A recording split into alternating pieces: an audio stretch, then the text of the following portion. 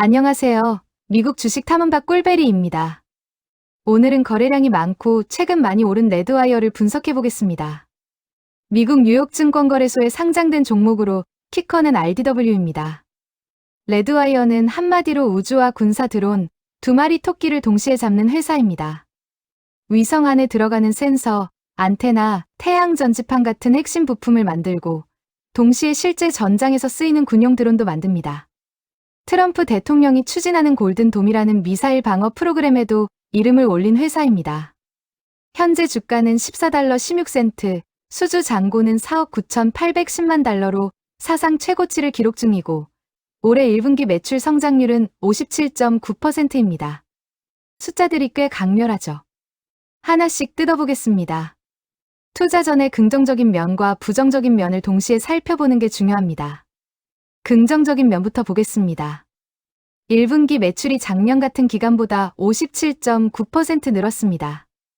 매출 총이익률도 26.6%로 작년 같은 기간 14.7%에서 무려 11.9포인트 개선됐습니다.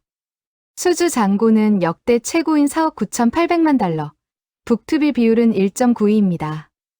북투빌이란 받은 수주 금액 대 인식한 매출의 비율인데 1.92라는 건 번 것의 2배 가까이 새로 계약을 따냈다는 뜻입니다.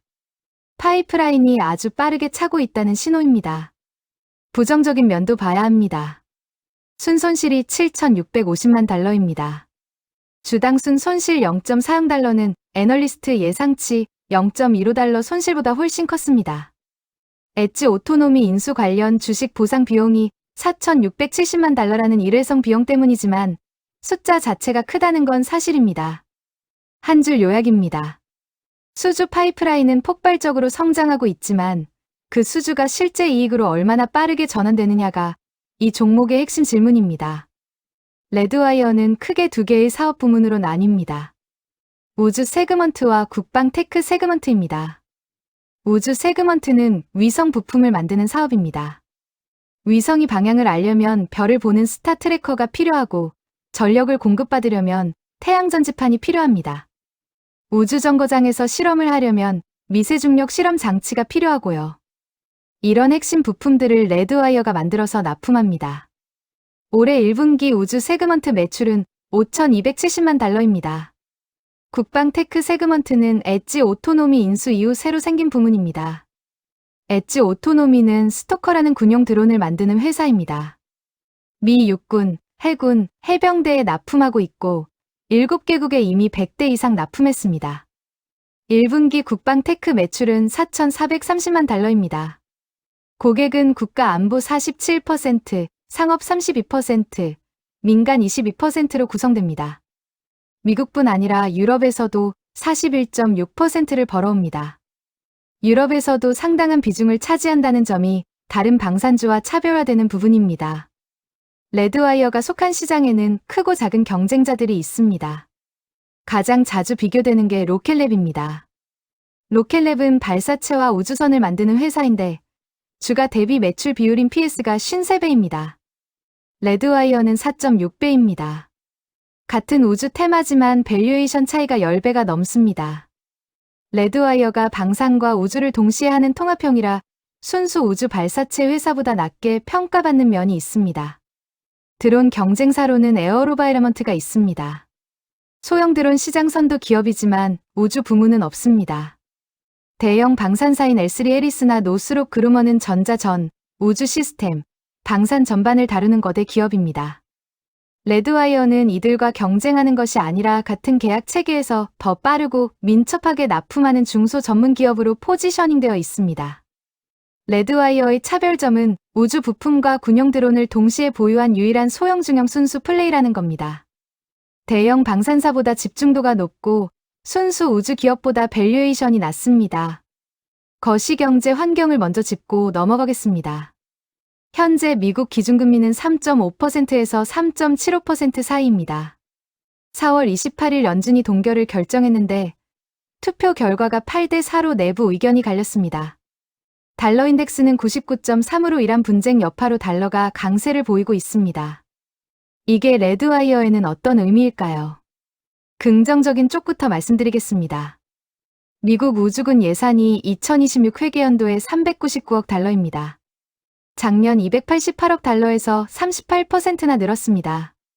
이 예산 중 상당 부분이 레드와이어 같은 우주 인프라 기업으로 흘러갑니다. 또 골든돔에 240억 달러가 추가로 배정됐습니다. 레드와이어는 이미 골든돔 관련 실드 계약에 이름을 올려놓았습니다. 부정적인 면도 있습니다. 유럽에서 41.6%를 벌어오는데 달러가 강해지면 유로 매출을 달러로 환산할 때 불리합니다. 그리고 레드와이어에는 아직 부채가 2억 달러 넘게 남아있어서 고금리가 장기화되면 이자 부담이 됩니다. 레드와이어가 속한 우주방산 섹터의 수급 흐름을 보겠습니다. 관련 ETF를 먼저 살펴보면 ITA는 미국 항공우주방산 대형 ETF입니다. 로키드 마틴, 레이시언 같은 대형사가 주를 이루고 레드와이어는 소형주라 편입 비중이 미미합니다. UFO는 순수 우주 테마 ETF로 레드와이어가 편입되어 있습니다. 그리고 티렉스 2배 레버리지 레드와이어 ETF, 약칭 RDW가 2026년 새로 출시됐습니다. 레버리지 ETF가 상장된다는 건 개인 투자자들의 단기 투기 수요가 상당하다는 신호입니다. 섹터 흐름을 보면 레드와이어 주가가 최근 4주 동안 약 49% 급등했습니다. 골든돔 수혜 기대감, 1분기 실적 발표, 애널리스트 목표가 상향이 동시에 맞물린 결과입니다. 한 가지 경계해야 할 포인트가 있습니다. 스페이스X가 12개월 내에 상장할 것으로 예상되는데 우주 섹터 자금이 스페이스X로 대거 이동할 경우 레드와이어 같은 소형주가 단기 수급 타격을 받을 수 있습니다. 레드와이어 투자에서 외부 환경이 만드는 위험 요인들을 짚어보겠습니다. 첫 번째는 정부 예산 지원입니다. 레드와이어 매출의 75% 이상이 정부 계약입니다. 미국 연방정부가 예산을 제때 통과시키지 못하면 계약 집행이 미뤄집니다. 실제로 2025년 상반기에 이런 일이 있었고 수주가 1분기에서 2분기로 밀렸습니다. 두 번째는 EAC 원가 초과 문제입니다. EAC는 완료 추정 원가라는 뜻인데 개발 단계 고정가 계약에서 예상보다 비용이 더 들면 회사가 손실을 떠안습니다. 레드와이어가 2024년과 2025년에 반복 경험했습니다. 드론 부문이 확대될수록 이 문제는 줄어들지만 우주 세그먼트는 여전히 노출되어 있습니다. 세 번째는 엣지 오토노미 통합 비용입니다. 9억 2,500만 달러에 인수한 엣지 오토노미의 통합 비용이 아직 완전히 정리되지 않았습니다. 통합이 마무리될 때까지 분기마다 일회성 비용이 이익을 갉아먹습니다. 네 번째는 스페이스X 상장 리스크입니다. 상장 시 우주 섹터 자금이 대형주로 집중될 수 있습니다. 손익계산서는 얼마 벌고 얼마 썼는지를 보여주는 표입니다. 레드와이어의 재무 흐름을 연도별로 살펴보겠습니다. 매출 성장세는 상당히 인상적입니다. 2022년 1억 6,300만 달러에서 2023년 2억 4,400만 달러로 49% 성장했고 2024년 3억 400만 달러, 2025년 3억 3,500만 달러로 계속 우상향하고 있습니다. 그런데 이상한 점이 있습니다. 매출은 꾸준히 늘었는데 순손실이 2024년 1억 1,400만 달러, 2025년 2억 2,700만 달러로 오히려 커졌습니다. 왜 그럴까요? 엣지 오토노미를 9억 달러 넘게 주고 사면서 인수비용이 대거 계상됐기 때문입니다. 2025년 순손실 2억 2,700만 달러 중 1억 3천만 달러 이상이 일원비 반복성 비용입니다. 실제 영업 적자는 그보다 훨씬 작습니다. 가장 최신 숫자인 2026년 1분기를 보겠습니다. 매출 9,700만 달러, 작년 같은 기간 6,140만 달러에서 57.9% 성장했습니다. 매출 총이익률 26.6%로 처음으로 제대로 된 마진이 보이기 시작했습니다. 조정 에비따는 마이너스 9,200만 달러. 에비따란 세금, 이자, 감가상각 빼기 전 영업이익인데요. 아직 적자지만 흑자에 바짝 다가서고 있습니다. 마진은 매출 100원 중에 남는 돈이 얼마냐입니다. 레드와이어의 마진이 어떻게 변해왔는지 보겠습니다. 2025년 4분기 총이익률은 9.6%였습니다. 그런데 2026년 1분기에 26.6%로 단 한 분기 만에 17포인트나 뛰었습니다. 이런 급격한 개선이 어떻게 가능했을까요? 가장 큰 이유는 엣지 오토노미에 들어온 매출이 본격적으로 들어오기 시작했기 때문입니다. 드론은 이미 개발이 끝난 완성품을 생산해서 납품합니다. 개발 단계가 아닌 생산 단계 계약이라서 원가가 안정적이고 마진이 높습니다. 반면 우주 세그먼트는 첫 번째로 만들어보는 기술, 즉 개발형 계약이 많습니다. 이런 계약은 예상보다 비용이 더 들면 회사가 손실을 부담해야 합니다. 레드와이어는 이런 개발형 계약 비중을 줄이고 생산형 계약 비중을 늘려가고 있습니다. 최고 재무책임자는 개발 단계 프로그램을 생산으로 전환하는 것이 2026년 마진 개선의 핵심이라고 직접 말했습니다. 이 전환이 성공하면 26.6% 마진이 더 올라갈 수 있습니다. 재무상태표, 쉽게 말해 통장 잔고와 빚을 동시에 보는 표입니다. 현금은 1억 4,500만 달러입니다. 차입 한도까지 더한 총 유동성은 1억 7,500만 달러입니다. 부채는 2억 890만 달러입니다. 발라드 파워가 빚이 없는 것과 비교하면 레드와이어는 빚이 있습니다. 그런데 여기서 중요한 맥락이 있습니다. 레드와이어는 2025년 4분기에 시장가 주식 발행 프로그램, 즉 ATM으로 1억 500만 달러어치 주식을 발행해서 그 돈으로 부채를 갚았습니다. 2026년 2월에는 남은 차입금을 리파이낸싱했고 연간 이자 1,700만 달러를 절감했습니다. 재무 구조를 빠르게 개선하고 있습니다. 장부가 대비 주가 비율인 PB가 1.57배입니다. 항공우주방산 업계 평균이 6.92배인데 레드와이어는 그 4분의 1 수준입니다. 엣지 오토노미 인수로 자산이 대폭 늘었는데 시장은 적자 지속을 이유로 낮은 평가를 유지하고 있습니다. 현금 흐름은 회계 장부의 이익과 달리 실제로 통장에서 돈이 어떻게 흐르는지를 보는 겁니다. 레드와이어는 아직 매 분기 3천만 달러에서 5천만 달러 정도 현금을 소진하고 있습니다. 2026년 1분기에 ATM으로 6,350만 달러를 조달해서 유동성을 1억 7,500만 달러로 유지했습니다. ATM은 주식을 시장에서 조금씩 팔아서 현금을 확보하는 방식인데 주주 입장에서는 지분이 희석되는 단점이 있습니다. 엣지 오토노미는 2026년에 잉여현금 흐름 흑자를 달성할 것으로 경영진이 인수실사 당시 판단했습니다. 이게 실제로 실현되면 레드와이어 전체 현금 소진 속도가 크게 줄어듭니다. 배당이나 자사주 매입 같은 주주 환원은 없습니다. 모든 현금은 성장 투자에 집중됩니다. 흑자 전환이 이루어지기 전까지는 이 기조가 유지될 겁니다. 주가가 비싼지 싼지를 보는 밸류에이션입니다. 레드와이어는 아직 이익이 없어서 PE를 쓸 수 없습니다. 그래서 매출 대비 주가인 PS와 장부가 대비 주가인 PB로 봅니다. PS는 약 4.6배입니다. 로켓랩이 53배인 것과 비교하면 현저히 낮습니다. 방산우주 통합기업이 순수 발사체 기업보다 낮게 평가받는 건 어느 정도 구조적 이유가 있지만 수주 가속과 마진 개선이 확인되면 이 격차가 좁혀질 수 있습니다. PB는 1.57배입니다. 항공우주방산 평균 6.92배의 4분의 1 수준입니다.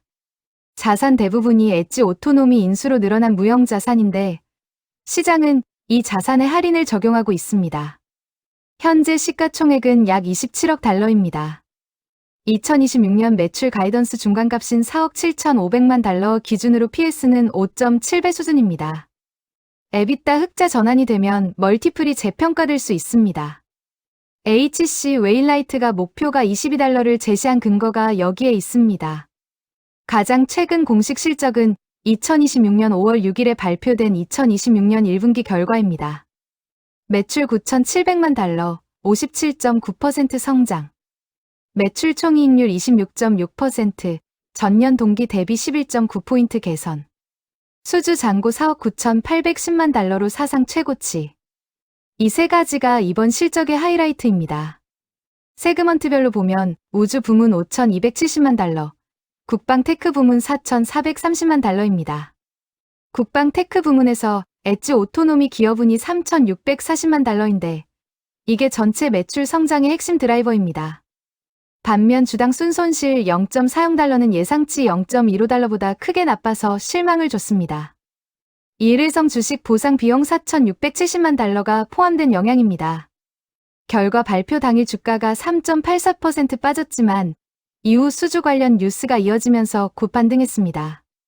경영진은 2026년 매출 가이던스 4억 5천만에서 5억 달러를 유지했고 남은 이행 의무 중 68%가 12개월 내 매출로 인식된다고 밝혔습니다. 앞으로 레드와이어 주가에 영향을 줄 수 있는 주요 일정을 정리했습니다. 가장 가까운 건 5월 20일 연례 주주총회입니다.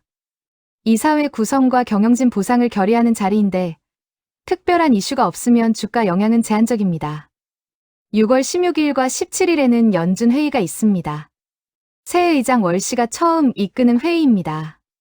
금리 방향성이 재확인되는 자리로 고금리 유지 시 성장주인 레드와이어에 부담이 됩니다. 8월 12일에는 2분기 실적 발표가 예정되어 있습니다. 컨센서스는 매출 1억 870만 달러입니다. 스토커 블록 30 납품 물량과 실드 IDIQ에서 태스크 오더가 얼마나 나왔는지가 핵심 확인 포인트입니다. 하반기에 주목할 게 두 가지입니다. 하나는 실드 IDIQ에서 실제 계약이 나오는 태스크 오더 수주 발표입니다. 이게 나올 때마다 단기주가 모멘텀 촉매가 됩니다. 다른 하나는 미 육군 장거리 정찰 프로그램 최종 선정입니다. 예산 3억 2,500만 달러가 걸린 큰 계약입니다. 2026년 1월부터 5월까지 주요 뉴스를 시간순으로 정리했습니다. 1월 27일 가장 큰 뉴스였습니다. 미국 국방부 미사일 방어청의 실드 IDIQ 계약을 수주했습니다. 계약 한도 1,510억 달러짜리 대형 계약인데 팔란티어, 로키드 마틴, 안드릴 등과 함께 선정됐습니다. 발표 당일 주가가 29% 급등했습니다. 2월 25일에는 2025년 연간 실적이 발표됐습니다. 매출 3억 3,500만 달러로 전년 대비 10.3% 성장. 수주 잔고 4억 1,100만 달러로 역대 최고 기록. 2026년 가이던스 4억 5천만에서 5억 달러를 처음 제시했습니다. 4월에서 5월 사이 미 해군과 해병대로부터 스토커 드론 2천만 달러 이상 추가 수주를 확정했습니다. 해병대가 처음으로 스토커 블록 30 신형 버전을 구매한 것도 이번에 발표됐습니다. 영국 국방부 공략을 위한 영국 사무소도 오픈했습니다. 5월 10일과 11일 캐나코드 지뉴이티가 목표가를 12달러에서 14달러로, 얼라이언스 글로벌이 10.5달러에서 15달러로, 제프리스가 12달러에서 13달러로 올렸습니다. 목표가 릴레이 상향이 주가를 더 밀어 올렸습니다. 월가 애널리스트들의 의견을 종합해보겠습니다. 9개 기관 중 8개가 바이, 즉 매수 의견입니다. 1개만 매도입니다. 컨센서스는 스트롱 바이입니다. 목표가 범위는 6달러에서 22달러로 기관별 차이가 매우 큽니다. HC 웨일라이트는 22달러, 현재 주가의 55% 이상 상승 여지를 봅니다. 반면 뱅크 오브 아메리카는 6달러로 오히려 하락 여지를 경고합니다. 평균은 14달러 3센트로 현 주가와 거의 같은 수준입니다. 낙관론의 근거는 이겁니다.